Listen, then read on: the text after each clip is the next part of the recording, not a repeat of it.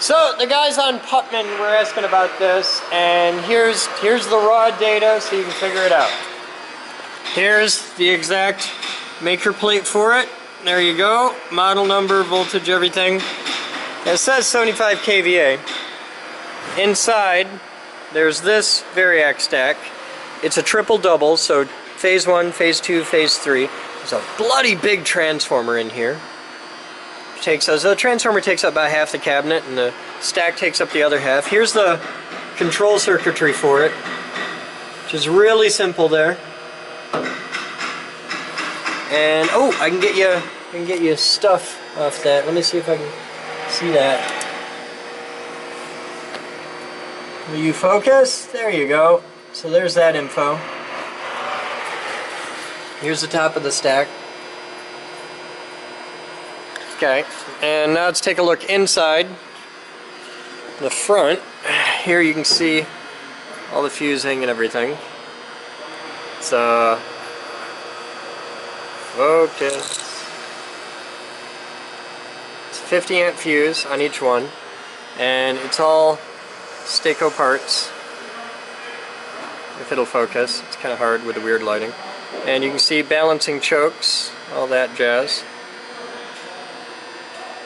And then here's the main terminal blocks for the input and the output. And the idea is that you put about 208 three-phase into it, anywhere from 166 to 229, and you get three-phase out at really most sincerely 208 volts at 208 amps, and it's three-phase, so you get 120 volts per phase.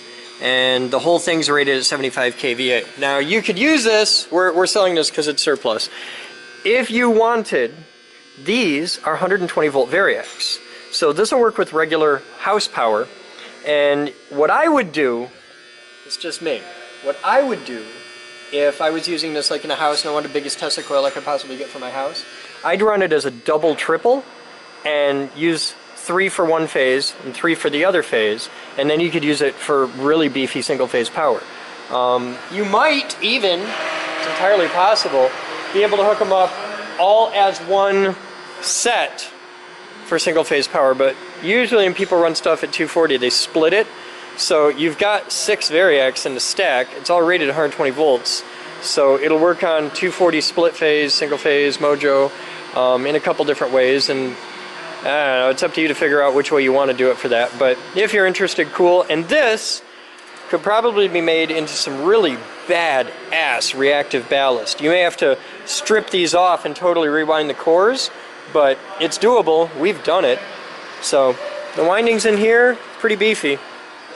I don't know how they're set up or what or why. I can't see this side. Let's see if we see anything. I don't see any other. Oh no, there's leads going into the back. There's smaller leads going in the back. So there's these big giant leads going in the front. Beefy cable. And some smaller stuff in the back. Looks like about 6 gauge, maybe.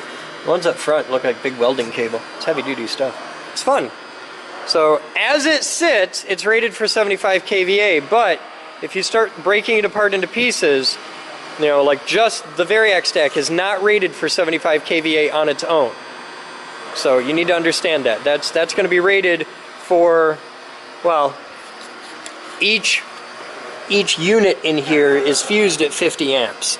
And variacs are very ruggedly built.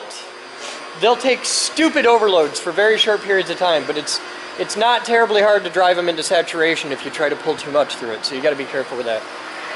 We've pulled ridiculous amounts of power, short duty cycle, through just a standard variac like one of those. With our, you've seen us pull hundreds of amps through a pair. In the Gemini testing, we were pulling 200 amps through a double stack, but when you're doing 15-second duty cycles, you can get away with a lot, but you can't run it like that forever. For short duty cycles though, with Tesla coils, where you only run it for like 15 seconds, you can get away with a lot, so you got to keep that in mind. So that's your info on the variac stack.